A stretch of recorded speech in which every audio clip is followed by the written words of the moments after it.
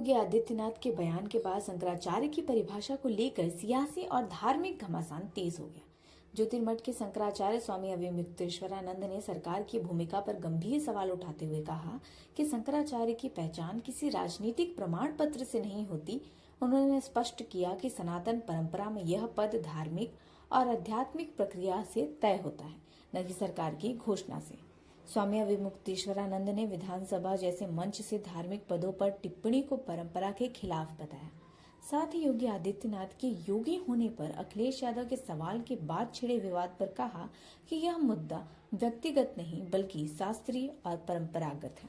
उन्होंने कहा, गोरखनाथ परंपरा में योगी का राज सत्ता ग्रहण करना मर्यादा के विरुद्ध माना गया है। राजा योगी बन सकता है, लेकिन योगी दोबारा राजा नहीं बन सकता।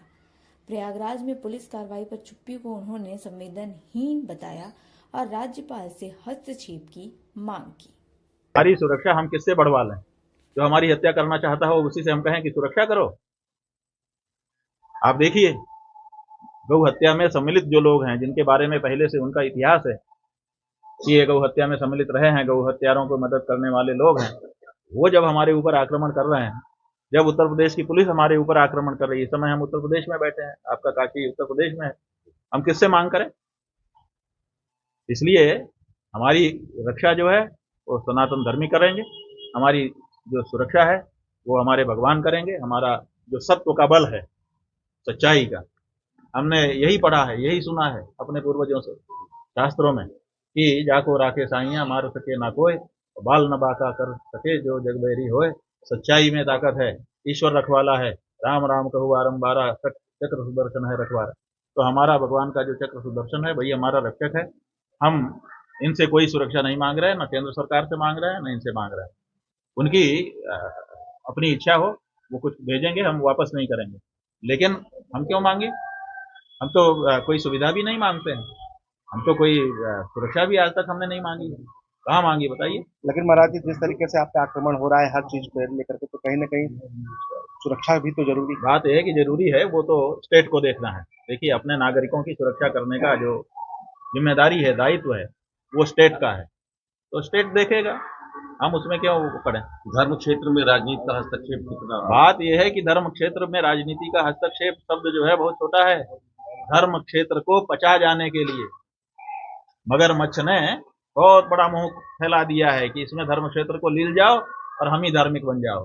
खलीफा पद्धति हिंदू धर्म में लाई जा रही है कि जो राजा होगा वही धर्माचार्य भी होगा, अलग से धर्माचार्य हमको नहीं चाहिए। तो शंकराचार्यों के ऊपर इसीलिए आक्रमण किया जा रहा है, जिससे सनातन धर्मियों को बचने की समझने की जरूरत है। 2027 चुनाव में आप मुख्यमंत्री किसको देखेंगे? हाँ जी, 2027 में। अरे 2027 अभी दूर है। हम कहते हैं कि 2027 हो या 2032 हो, इससे हमें क्या लेना देना है? हमें तो ये लेना देना है कि ऐसा व्यक्ति मुख्यमंत्री बने जो कानून का पालन करने वाला हो और अपनी प्रजा को अपना बेटा बेटी समझता हो। इससे ज्यादा अपेक्षा किसी मुख्यमंत्री से नहीं है। जो अदावत पालता हो, जो अहंकार पालता हो, जो मटिया मेट कर देने के लिए तैयार हो जाए, ये मुख्यमंत्री, ऐसा व्यक्ति मुख्यमंत्री नहीं होना चाहिए। और अगर है तो ये बड़ी भूल है, सुधार लेना चाहिए। कोई है मुख्यमंत्री के कैटेगरी में? अरे आप क्या समझते हो, ये वसुधा जो है खाली है, यहाँ कोई है ही नहीं। केवल एक आदित्यनाथ योगी आ गए जो रिश्तेदारी निभाते हुए धीरे से मठ में घुस गए और उसके बाद रिश्तेदारी निभाते हुए सीधे मुख्यमंत्री पद पे आके प्लांट हो गए।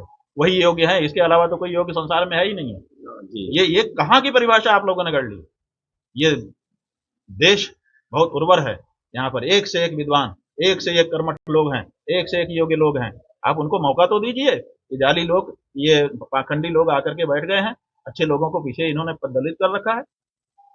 एक बार इनका आवरण हटने दीजिए, एक से एक योग्य लोग सामने आएंगे और वो प्रदेश को अच्छे से संभालेंगे। महाराज जी, केशव प्रसाद मौर्य को लेकर के कुछ कहेंगे? अरे भाई, केशव प्रसाद मौर्य जी को जब हमने कहा था, वो समय वो एक मौका था जब ये 2-3 दिन बीत रहे थे, अहंकार में चूर थे, उसी समय उन्होंने वक्तव्य दिया। हम लोगों को अच्छा लगा कि भाई कम से कम कोई तो सोच रहा है कि सरकार की जो फजीहत हो रही है उसको बचाना चाहिए और जिनको चोट लगी है उनके मरहम लगाना चाहिए।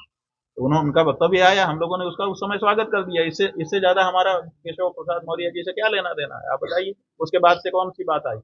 उसी बात को आज तक आप लोग लेकर के पूछ रहे हैं। इतनी बड़ी बात नहीं थी। उस समय जो उनके द्वारा वक्तव्य आया था वो बिल्कुल समझदार नेता का वक्तव्य था। कोई भी समझदार नेता इसी तरह से एक्ट कर सकता है। तो उस समय उनके कृत्य की प्रशंसा सहज में कर ली गई थी।